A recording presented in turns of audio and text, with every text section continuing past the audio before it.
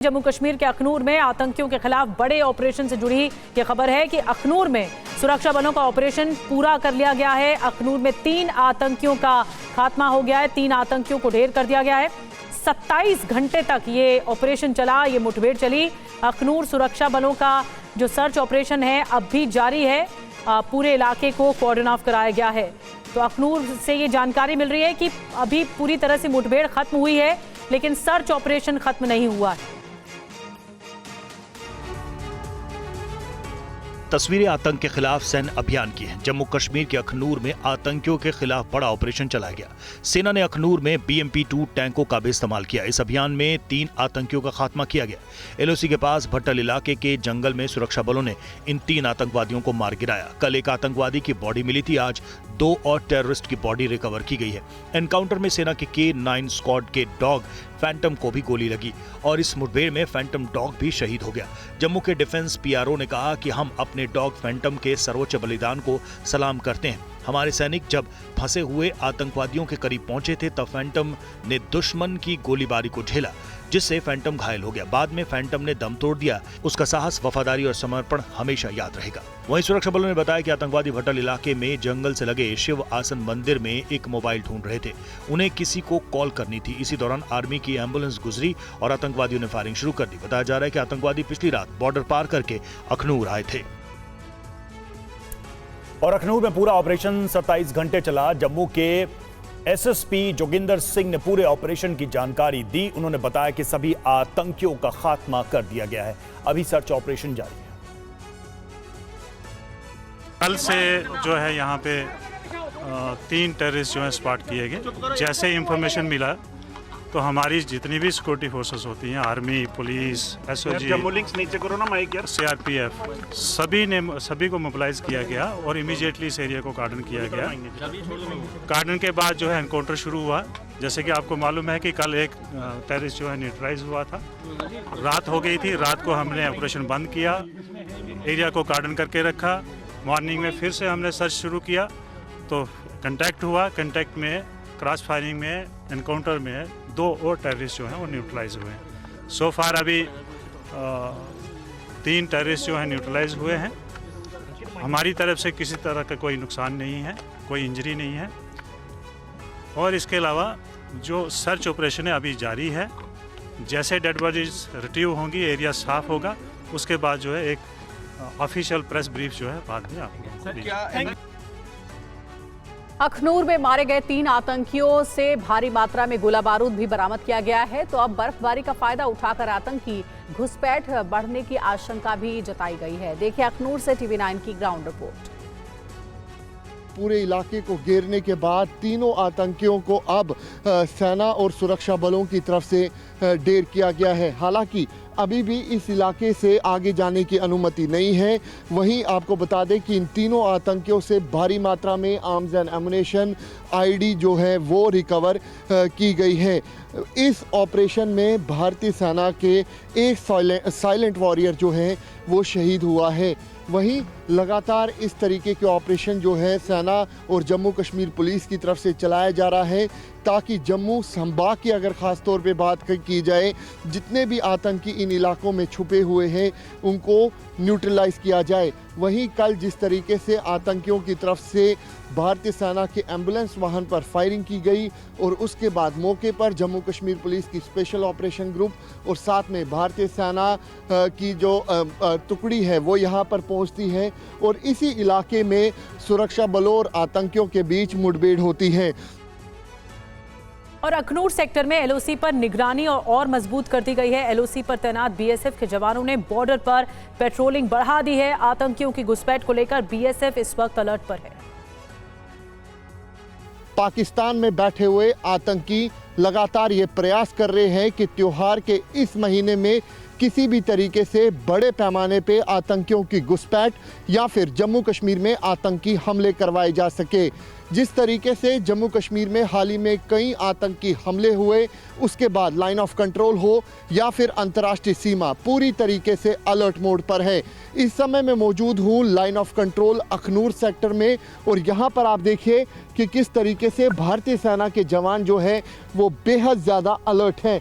तस्वीरों में आप देख सकते हैं कि अतिया आधुनिक हथियार और अतिया आधुनिक उपकरणों से ये जवान लैस है।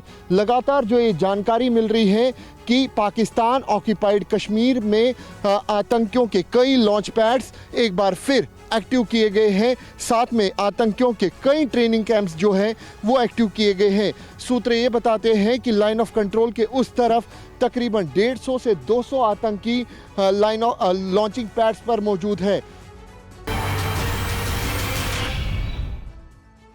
गाजियाबाद से खबर है। गाजियाबाद जिला कोर्ट में वकीलों का हंगामा। जिला कोर्ट के जज के रूम के बाहर हंगामा किया। हंगामा कर रहे वकीलों पर पुलिस का लाठीचार्ज।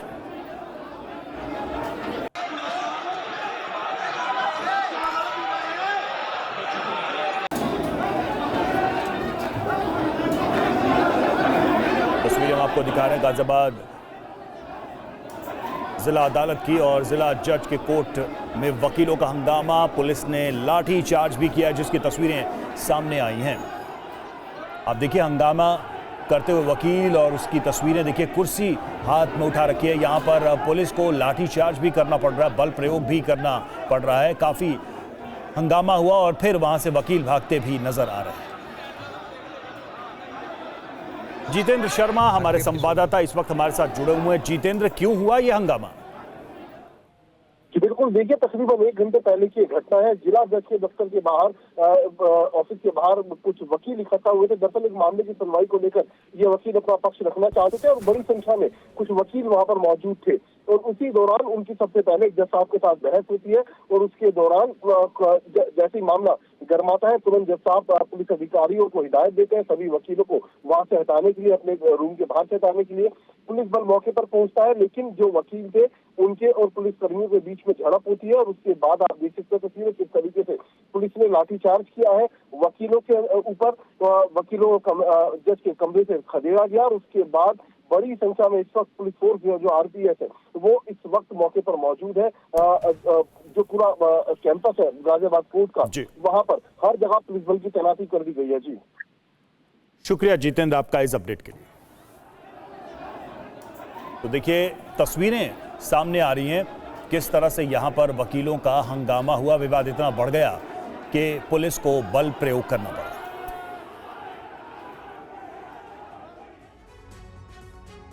एक और बड़ी खबर है, सलमान खान को फिर से जान से मारने की धमकी दी गई है। मुंबई में जिशान सिद्दीकी के ऑफिस में धमकी वाला फोन कॉल आया। सलमान के साथ सिद्दीकी के साथ मारे जाने की भी धमकी दी गई है। तो जिशान सिद्दीकी और सलमान खान इन दोनों को जान से मारने की धमकी भरा कॉल आया है और नोएडा से आरोपी गुरफान खान को गिरफ्तार किया गया है।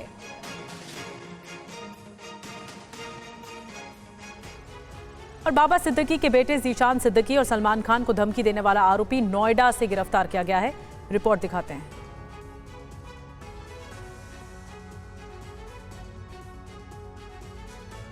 मुंबई पुलिस बांद्रा से नोएडा आई थी और नोएडा के सेक्टर 39 थाना इलाके के सेक्टर 106 के गुफरान उर्फ तैयब को गिरफ्तार किया, जिसकी उम्र करीब 20 साल है। आरोपी बरेली का रहने वाला है। जिशान सिद्दीकी को धमकी भरा कॉल शुक्रवार शाम को आया था। अज्ञात शख्स ने फोन पर जिशान सिद्दीकी को जान से मारने की धमकी दी, साथ ही पैसे की भी मांग की, जिसके बाद से उनके घर में सुरक्षा बढ़ा दी गई।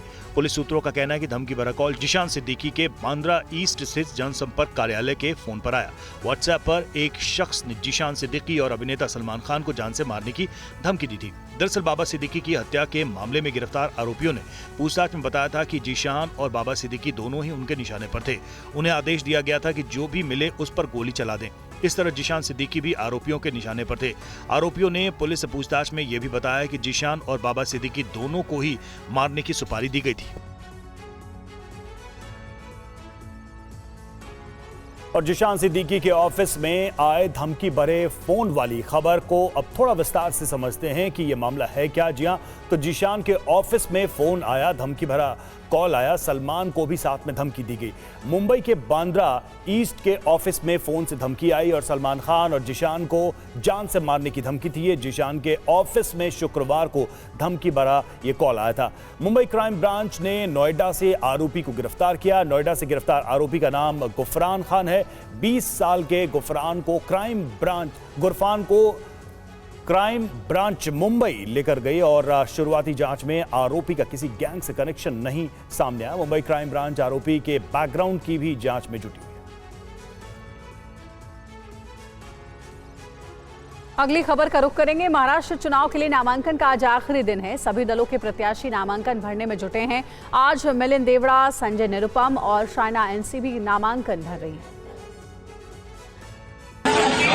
महाराष्ट्र की सबसे हाई प्रोफाइल सीटों में से एक वर्ली में लड़ाई रोमांचक हो गई है। वर्ली से शिवसेना यूबीटी के आदित्य ठाकरे चुनावी ताल ठोक रहे हैं, तो उनके खिलाफ एनडीए के उम्मीदवार मिलिंद देवड़ा चुनाव मैदान में डटे हैं। मिलिंद देवड़ा ने आज नामांकन के दौरान कहा कि उन्हें सभी वर्गों का समर्थन मिल रहा है। हमारी एक ही इच्छा है और उद्देश्य है कि आपकी समस्याएं क्या है, आपकी आकांक्षाएं क्या है, वो हम समझना चाहते हैं और डायरेक्ट रूप से, प्रत्यक्ष रूप से मुख्यमंत्री शिंदे साहब तक मैं पहुंचाना चाहता हूं। वहीं शिवसेना शिंदे गुट के उम्मीदवार संजय निरुपम ने भी आज नामांकन दाखिल किया। उन्होंने डिंडोशी विधानसभा सीट से पर्चा भरा है। वहीं शिवसेना शिंदे गुट की उम्मीदवार शाइना एनसी ने भी आज नामांकन दाखिल किया। उन्होंने मुंबा देवी विधानसभा सीट से पर्चा भरा है। मैं उम्मीद करती हूं कि हमारे मुंबईकर हमें महायुति की सरकार को एक बार फिर मौका दे, ताकि हम उसी रफ्तार से काम कर सकें। जो प्रेरणा मिलती है यहाँ माँ से, वही प्रेरणा के साथ हमारे महिलाओं के लिए भी हम काम करना चाहते हैं। और महाराष्ट्र विधानसभा चुनाव में शिवसेना शिंदे गुट के नेता श्रीनिवास वनगा को टिकट नहीं मिला तो वो पहले तो खूब रोए, फिर पिछले कई घंटों से गायब भी हैं। उनका फोन भी बंद बताया जा रहा है। यह है शिवसेना एकनाथ शिंदे गुट के विधायक श्रीनिवास वनगा, जो पालघर विधानसभा से पिछले चुनाव में जीत हासिल कर चुके हैं, लेकिन इस बार इनका टिकट काट दिया गया। टिकट न मिलने से नाराज शिंदे शिवसेना के नेता श्रीनिवास वनगा अब नॉट रीचेबल हो गए हैं। पिछले कई घंटे से उनका फोन बंद आ रहा है। परिजनों का रो रो कर बुरा हाल है। बता दें कि टिकट न मिलने से वनगा बहुत दुखी हैं और उसे लेकर वो खूब रोए और अब गायब हैं। वनगा के परिवार का कहना है कि प्रेस कॉन्फ्रेंस के बाद वो अपनी कार में कहीं निकल गए। उनके दोनों फोन भी बंद आ रहे हैं। अब पालघर पुलिस वनगा को ढूंढ रही है। वनगा की नाराजगी की जानकारी सामने आने के बाद एकनाथ शिंदे ने उनकी पत्नी से भी बात की और परिवार को आश्वासन दिया कि श्रीनिवास को उचित सम्मान दिया जाएगा। बता दें कि सीएम शिंदे की शिवसेना ने पालघर सीट से राजेंद्र गावित को उम्मीदवार बनाया, तो श्रीनिवास ने आरोप लगाया कि एकनाथ शिंदे ने उन्हें धोखा दिया है।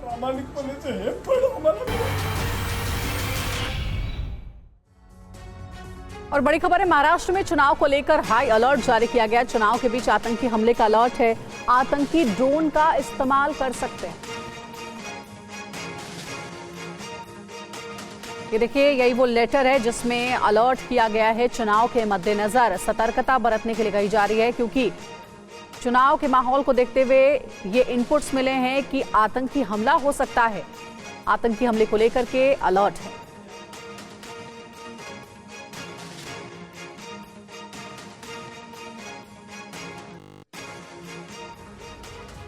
और विमानों को धमकी देने वाले की पहचान हुई है। महाराष्ट्र पुलिस को जगदीश उइके नाम के लेखक की तलाश है। जगदीश पर धमकी वाले मेल करने का आरोप है। जगदीश उइके महाराष्ट्र के गोंदिया का रहने वाला है। अब इसकी तलाश की जा रही है। और ज्यादा जानकारी जगदीश उइके के बारे में और क्या जानकारी मिल रही है, राजीव सिंह हमारे साथ जुड़ गए हैं। राजीव, क्या बताया जा रहा है इस शख्स के बारे में? गोंदिया का रहने वाला है, लेकिन कैसे इसकी भूमिका बताई जा रही है जो विमानों को धमकी देने का मामला है?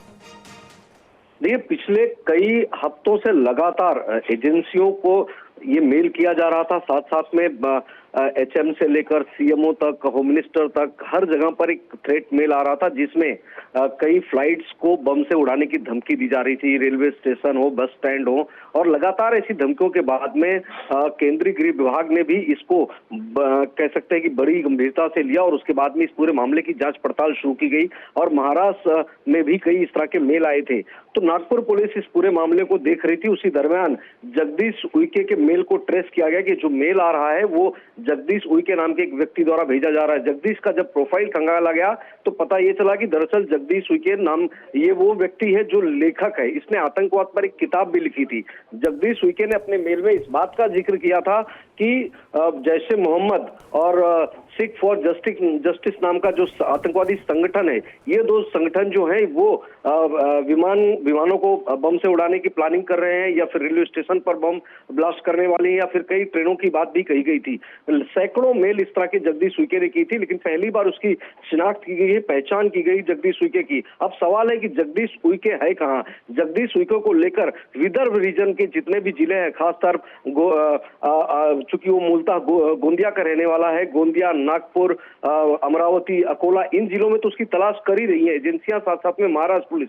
इसके अलावा दिल्ली रीजन में भी उसकी तलाश की जा रही है, क्योंकि ये शक है हो सकता है वो महाराष्ट्र से फरार हुआ हो। लेकिन अभी तक जगदीश उइके को लेकर उसके लोकेशन ट्रेस नहीं किया गया है। पुलिस की टीम उसके घर पर भी गई थी, उसकी पहचान नहीं, वो मिला नहीं वहां पर। घर वालों को इस बारे में कोई जानकारी नहीं है। लेकिन जिस तरह से उसने आतंकवाद पर किताब लिखी थी, उसके बाद वो इस तरह से धमकी भरे मेल कर रहा है, तो इसके पीछे क्या वजह हो सकती है, इसको लेकर जानकारी हासिल की जा रही है। एक और बात है कि 2021 में इस एक मामले में गिरफ्तार किया गया था, बाद में इसे जमानत मिल गई थी। जी राजीव, शुक्रिया आपका जानकारी देने के लिए। तो अब इस जगदीश उइके के बैकग्राउंड को ट्रैक कर रही है पुलिस, और विमानों को धमकी देने का ये मामला है जिसकी पहचान हुई है।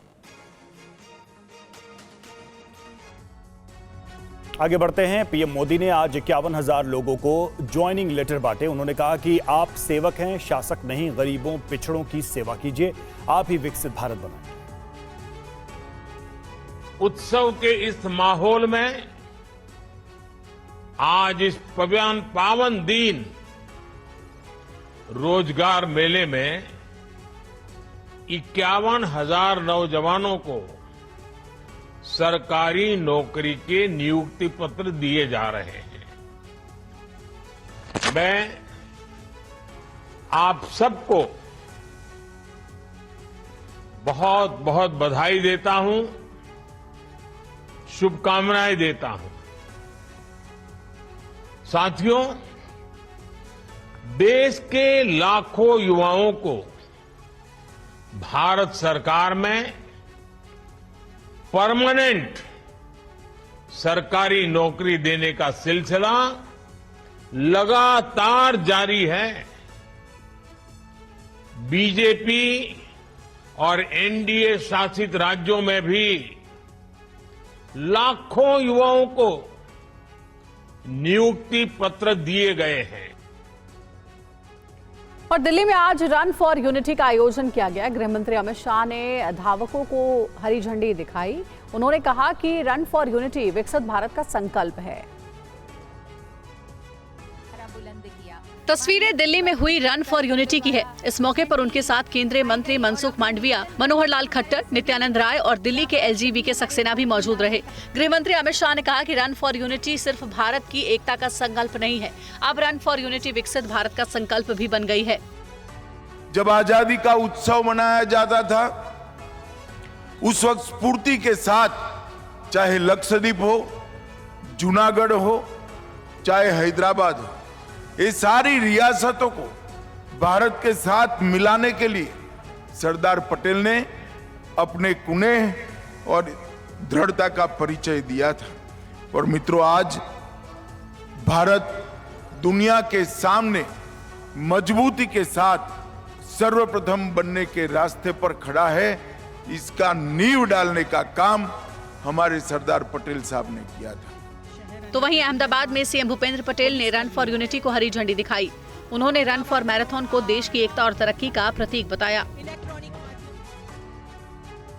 और वायनाड लोकसभा उपचुनाव के लिए कांग्रेस उम्मीदवार प्रियंका गांधी आज लगातार दूसरे दिन अपना प्रचार कर रही हैं। उन्होंने कहा कि मुश्किल वक्त में वायनाड की जनता ने राहुल गांधी का साथ दिया। A massive campaign was unleashed against my brother to tarnish his reputation. Lots of money, lots of resources were poured into that campaign. And there was a time when everybody was turning their back on him. That is when all of you, each one of you who voted for him, who supported him, who loved him, who gave him courage and affection, stood for what is right. Everybody is seeing today, you saw that bond with him of love and trust and loyalty that is in his heart. And all of us in his family are deeply, deeply grateful for you. Jharkhand में फिर एक बार ED ने दबिश दी है। ED ने ये कार्रवाई विधानसभा चुनाव से ठीक पहले की है। क्या है पूरा मामला, देखिए इस रिपोर्ट में। झारखंड में चुनावी माहौल के बीच ईडी की कार्रवाई से हड़कंप मच गया। रांची में आईएएस अधिकारी विनय कुमार चौबे और उत्पाद विभाग के संयुक्त सचिव गजेंद्र सिंह समेत उनके कई करीबी रिश्तेदारों के ठिकाने पर ईडी ने छापेमारी की है। उन पर आरोप है कि उन्होंने साजिश के तहत झारखंड की आबकारी नीति में फेरबदल किया। इसके बाद राज्य में देसी और विदेशी शराब का टेंडर भी सिंडिकेट के लोगों को दिलवाया और झारखंड में बिना हिसाब की डुप्लीकेट होलोग्राम लगी देसी शराब की बिक्री करवाई गई। जांच एजेंसी के मुताबिक आरोप है कि कुछ ब्यूरोक्रेट्स और सरकारी अधिकारियों, कर्मचारियों और प्राइवेट लोगों के बीच एक साजिश के तहत झारखंड की आबकारी नीति में फेरबदल किए गए। इससे पहले मई में झारखंड के पूर्व मंत्री के करीबी के घर ईडी ने रेड की थी, जिसमें करोड़ों कैश बरामद किया गया था। पिछले दिनों मई में रांची में कई ठिकानों पर ईडी ने छापेमारी की थी। पूर्व ग्रामीण विकास मंत्री आलमगीर आलम के निजी सचिव संजीव लाल के नौकर के घर ईडी ने भारी नकदी जब्त की थी। इस मामले में कुल 6 जगहों पर छापेमारी हुई थी और 35.23 करोड़ रुपए का कैश बरामद किया गया था। और पटना से खबर है, जहां मेट्रो टनल निर्माण के वक्त बड़ा हादसा हो गया, जिसमें 3 मजदूरों की मौत हो गई। कर्मचारियों ने आरोप लगाया है कि कंपनी की लापरवाही से मजदूरों की जान गई। टनल के अंदर मजदूर नाइट शिफ्ट में काम कर रहे थे। इसी दौरान क्रेन में खराबी आई और वहां मौजूद मजदूर हादसे का शिकार हो गए। हादसे के वक्त मौजूद मजदूरों ने बताया कि क्रेन की खस्ता हालत की जानकारी कंपनी को पहले ही दी गई थी, जिसे नजरअंदाज किया गया। क्या बताया गया था ऑफिस में? अब इसमें बोला था कि लोगों का ब्रेक फेल हो रहा है, उसको सही करो पहले, लेकिन वो बात को इग्नोर करके फिर लोगों को चालू कर दिया। वो जो जिम्मेदारी है ना, L&T का जितना स्टाफ है वो सबका जिम्मेदारी है। एक काम है, आर्मी जो आता है इधर। रात में हादसा हुआ, ब्रेक फेल हुआ और ब्रेक गड़बड़ है, ये मैसेज दिन में ही चला गया। दिन में तो दिया अधिकारियों को दे दिया गया, ग्रुप में और ऑफिस में जाकर दोनों में दिया गया था। कर्मचारियों ने यह भी आरोप लगाया कि शिकायत करने पर उन्हें काम से निकालने की धमकी दी जाती थी। बिहार सरकार ने हादसे की जांच के आदेश दे दिए हैं। जो जानकारी मिली है तकनीकी के कारण, लोको पायलट की जो चलती है अंदर सामान और मिट्टी हटाने के लिए, उसका ब्रेक फेल हुआ था, ऐसी जानकारी दी जा रही है। लेकिन हम लोगों ने इसके लिए पटना मेट्रो और दिल्ली मेट्रो की भी जो टीम टेक्निकल देखती है, उसको तुरंत जांच करके एक रिपोर्ट देने का है। और बात हादसे की करते हैं। हैदराबाद से केरल तक पटाखों में लगी आग से कोहराम मच गया। केरल के वीराकावु मंदिर फेस्टिवल के दौरान आतिशबाजी में 150 से ज्यादा लोग घायल हो गए। हैदराबाद में घर में रखे पटाखों में आग लगने से 2 लोगों की मौत हो गई।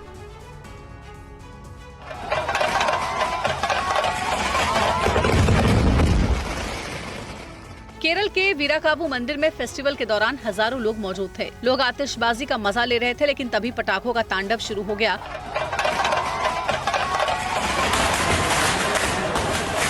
और कार्यक्रम स्थल का एक बड़ा हिस्सा आग की जद में आ गया। पीछे खड़े लोगों ने इसका वीडियो बनाया, लेकिन जो आगे थे उनमें से ज्यादातर लोग आग में झुलस गए। पटाखों से लगी आग में 100 से ज्यादा लोग जख्मी हो गए हैं।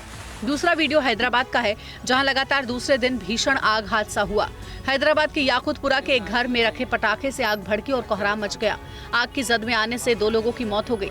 हादसे का शिकार हुए एक शख्स की हालत गंभीर है। आशंका जताई जा रही है कि गैस सिलेंडर से निकली चिंगारी से घर में रखे पटाखों में आग लग गई। एक दिन पहले हैदराबाद में एक पटाखे की दुकान में आग लगने से हाहाकार मच गया था। शहर के सदर बाजार की दुकान में लगी आग की जद में आने से दर्जनों कार जलकर खाक हो गई थी और आसपास के दुकानों को भी नुकसान पहुंचा था। पटाखे की दुकान में लगी आग से लाखों का नुकसान हुआ था। और अब खबर बिहार से, जहां पूरी तरह से शराबबंदी है। मोतिहारी में तैनात एक आरपीएफ इंस्पेक्टर के घर में भारी मात्रा में विदेशी शराब जब्त की।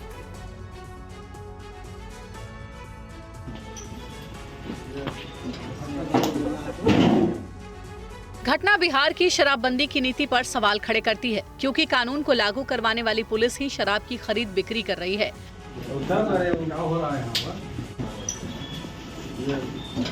मोतिहारी में सोमवार देर रात बापूधाम रेलवे स्टेशन पर तैनात आरपीएफ इंस्पेक्टर पंकज गुप्ता के आवास पर छापेमारी की गई।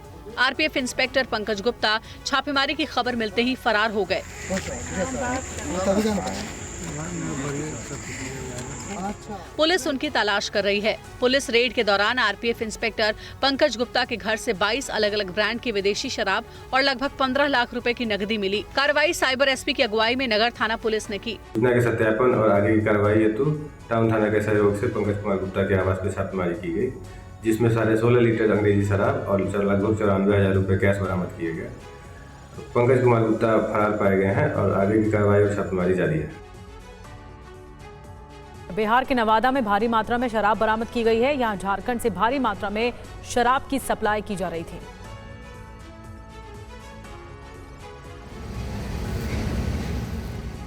बिहार में शराबबंदी के 8 साल हो चुके हैं। नीतीश कुमार ने साल 2016 में शराबबंदी की घोषणा की थी, लेकिन बिहार में लगातार जहरीली शराब पीने से लोगों को अपनी जान गंवानी पड़ रही है। शराब के धंधेबाज तस्करी के लिए तरह तरह का हथकंडा अपना रहे हैं।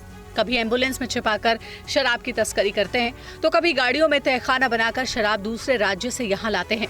इस बार तो धंधेबाजों ने तस्करी का एक ऐसा नया हथकंडा अपनाया है जिसे देखकर हर कोई दंग रह गया। मामला नवादा जिले का है, जहां झारखंड से 57 बक्सा डॉट ग्रेन प्रीमियम विस्की की बड़ी खेप भेजी गई थी। हैरानी की बात यह है कि शराब अमूल दूध के पैकेट में छिपाकर कंटेनर से भेजा गया था। नवादा के उत्पाद विभाग की टीम को गुप्त सूचना मिली थी, जिसके बाद कंटेनर की जांच की गई और भारी मात्रा में शराब बरामद की गई। इस मामले में कंटेनर के चालक और सहायक को गिरफ्तार कर लिया गया है। पुलिस मामले की जाँच में जुट गई है।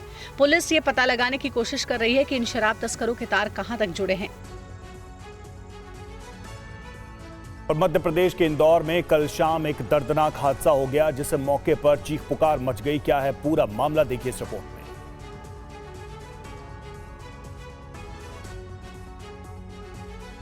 एक घर के बाहर 2 बच्ची दिवाली के मौके पर रंगोली बना रही थी। तभी एक तेज रफ्तार कार आती है जो अनियंत्रित होकर बच्चियों को कुचल देती है। हादसे के बाद हर तरफ अफरा तफरी मच गई। हादसे के बाद कार भी पलट गई।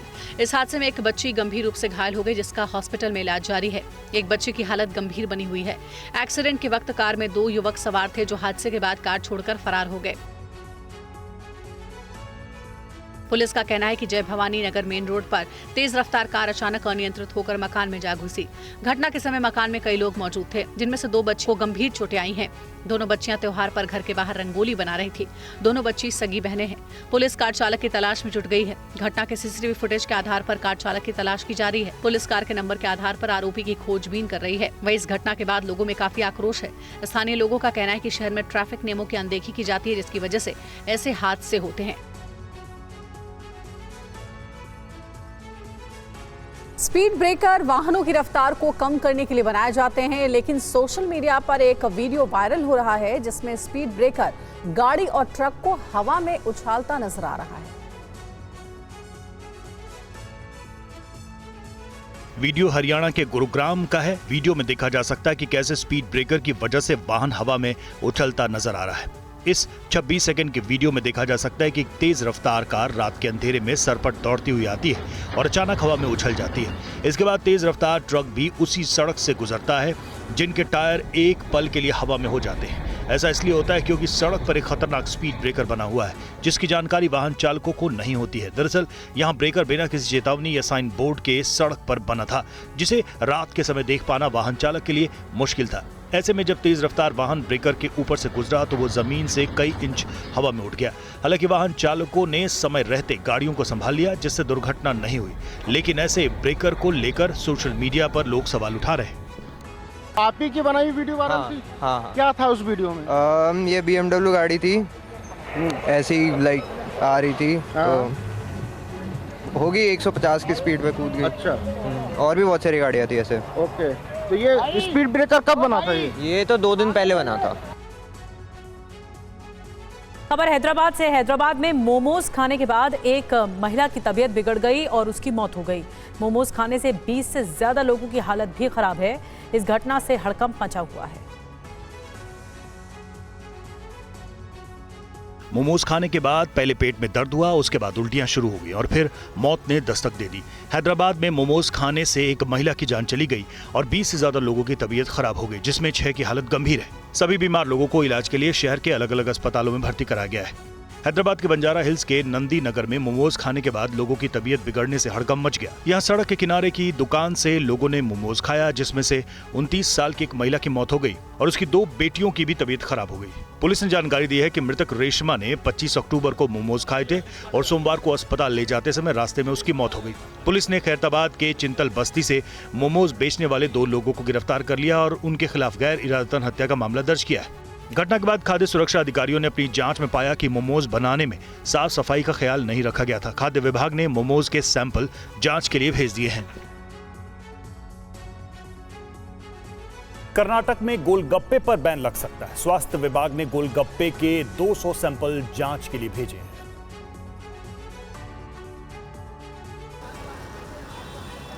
गोलगप्पे का नाम सुनते ही भले आपके मुंह में पानी आ जाता हो, लेकिन कर्नाटक में इस चटपटे स्वाद पर बैन लग सकता है। हाइजीन को लेकर आ रही शिकायतों के बीच कर्नाटक सरकार ने गोलगप्पों के 200 सैंपल जांच के लिए भेजे हैं और अगर इसमें किसी भी तरह की कमी पाई गई तो राज्य से गोलगप्पे गायब हो सकते हैं। स्वास्थ्य विभाग इन पर बैन लगा सकता है। कर्नाटक में रंग पड़े खाने पर पहले ही बैन लगाया जा चुका है। कर्नाटक में स्वास्थ्य विभाग ने ईट राइट के नाम से मुहिम छेड़ा है, जिसमें खाने पीने की गुणवत्ता की जांच की जा रही है, जिसमें फूड सेफ्टी विभाग में अपनी भूमिका निभा रहा है। विभाग को पहले शिकायत मिल चुकी है कि गोलगप्पे बनाने के दौरान सफाई का ख्याल नहीं रखा जाता। कई जगह गंदगी के बीच इन्हें तैयार करने की भी शिकायत मिल चुकी है। कई शहरों से गोलगप्पे में हार्पिक मिलाने की खबर आने के बाद ही कर्नाटक सरकार ने बेंगलुरु सहित पूरे राज्य में इसकी जांच के आदेश दिए हैं। कर्नाटक सरकार के इस कदम का आम लोगों ने स्वागत किया है। उन्हें भी लगता है कि खाने पीने की चीजें साफ सुथरी और हेल्दी होनी चाहिए ताकि जबान का जायका बना रहे।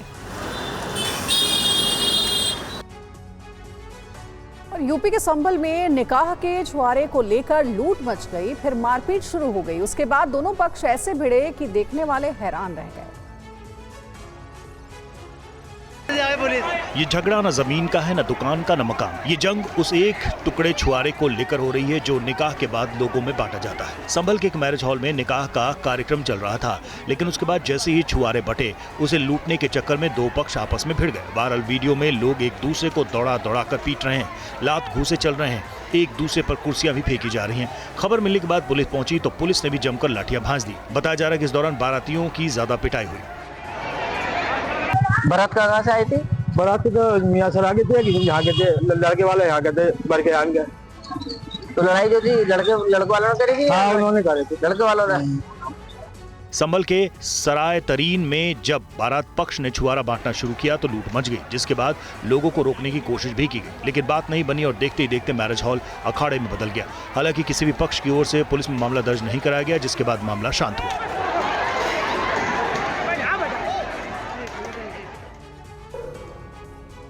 और यूपी के बाद दिल्ली में अब रेहड़ी वालों के दुकानों के आगे नेम प्लेट लगाए गए हैं। इसकी शुरुआत नजफगढ़ सब्जी मंडी से की गई है। क्या है पूरा मामला, देखते हैं रिपोर्ट।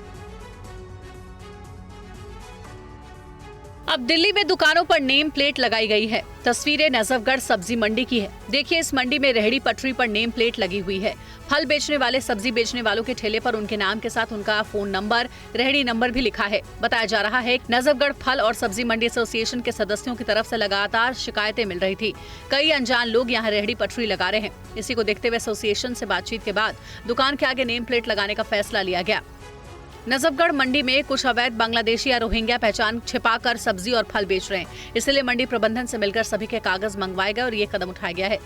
रेहड़ी वाला अपने नाम की पट्टी का अपने नाम के आगे लगा रहा है। उसका रिक्शो नंबर या रेहड़ी नंबर जो भी है, अपना मोबाइल नंबर और अपना नाम, उससे हम लोग आइडेंटिफाई कर पाएंगे कि रेहड़ी पटरी के रूप में कोई अवैध घुसपैठिया तो नहीं है। उसको हम पुलिस रिकॉर्ड्स के लिए भी भेज रहे हैं। सभी दुकानदारों के नाम, पता, मोबाइल नंबर और आधार कार्ड स्थानीय पुलिस को और एमसीडी प्रशासन को सौंपी जाएगी ताकि कोई गड़बड़ी होने पर कार्रवाई हो सके। यूपी के प्रतापगढ़ में ट्रेन डिरेल हो गई। हादसे के वक्त ट्रेन में यात्री नहीं थे। रेलवे पूरे मामले की जांच कर रहा है। यूपी में ट्रेन डिरेल होने के मामले नहीं थम रहे हैं। प्रतापगढ़ में मां बेला देवी रेलवे स्टेशन के क्रॉसिंग पर एक पैसेंजर ट्रेन डिरेल हो गई। राहत भरी खबर यह है कि हादसे के वक्त ट्रेन में सभी डिब्बे खाली थे। बताया जा रहा है कि ट्रेन की शटिंग के दौरान हादसा हुआ, जिसमें 12 बोगी की ट्रेन के 3 बोगी ट्रैक से उतर गई और ट्रेन 9 डिब्बे लेकर आगे बढ़ गई। अचानक हुए इस डीरेल से स्टेशन पर मौजूद कर्मचारियों और स्थानीय निवासियों में अफरा तफरी मच गई। घटना के बाद रेलवे के वरिष्ठ अधिकारी मौके पर पहुंचकर घटना की जांच कर रहे हैं। रेल अधिकारियों का कहना है कि इस घटना से सीख लेकर भविष्य में ऐसी घटनाओं को रोकने के लिए जरूरी कदम उठाए जाएंगे। यूपी में हाल के दिनों में कानपुर सहित लखनऊ, सहारनपुर और हाथरस में ट्रेन के डीरेल होने की खबरें सामने आ चुकी हैं। इस दौरान कहीं पत्थर तो कहीं गैस सिलेंडर पाए गए थे। इन घटनाओं के पीछे साजिश की भी आशंका जताई जा चुकी है। हालांकि प्रतापगढ़ में शंटिंग के दौरान ये हादसा हुआ, फिर भी सवाल है कि आखिर इस तरह की लापरवाही क्यों बरती जा रही है, जो कभी भी बड़े हादसे को दावत दे सकती है। सुल्तानपुर सराफा डकैती मामले के इनामी डकैत अंकित यादव को एसटीएफ ने धर दबोचा है। आरोपी पर 1 लाख का इनाम था। अंकित यादव को सोमवार देर रात प्रयागराज के छिवकी रेलवे स्टेशन से गिरफ्तार किया गया है। अंकित के पास से 755 ग्राम चांदी और कैश भी बरामद किया गया है। सराफा डकैती कांड में शामिल 1 लाख के इनामी डकैत अंकित यादव को एसटीएफ ने पकड़ा है। सुल्तानपुर में 28 अगस्त को डकैती हुई थी, जिसके बाद से पुलिस उनकी तलाश में लगी थी। अंकित यादव प्रतापगढ़ के हरिपुरा थाने के आसपुर देवसरा का रहने वाला है। इनामी बदमाश अंकित यादव को एसटीएफ द्वारा छिवनी रेलवे स्टेशन प्रयागराज से गिरफ्तार किया गया। गिरफ्तार करके इसको कोतवाली नगर सुल्तानपुर लाया गया, जहां कोतवाली नगर टीम के साथ पूछताछ में इसके द्वारा 755 ग्राम चांदी व 2800 रुपये नगद बरामद कराए गए। अब इस कांड में शामिल सिर्फ 2 नामजद आरोपी अरबाज और फुरकान की गिरफ्तारी ही बची है। 2 बदमाश मुठभेड़ में ढेर हो चुके हैं और 9 जेल में हैं। जो डकैत पकड़े नहीं गए हैं, उनकी तलाश में टीमें लगी हैं।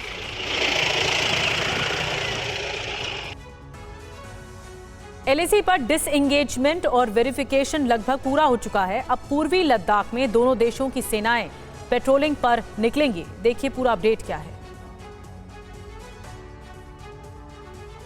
पूर्वी लद्दाख में एलएसी पर देपसांग और डेमचौक में डिसएंगेजमेंट और वेरिफिकेशन की प्रक्रिया साथ साथ चल रही है। फाइनल वेरिफिकेशन पेट्रोलिंग के जरिए ही होगा।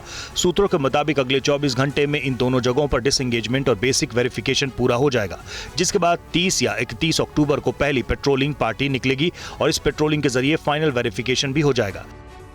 यानी अब पूर्वी लद्दाख में एलएसी पर देपसांग और डेमचौक पर डिसएंगेजमेंट की प्रक्रिया अंतिम पड़ाव में है।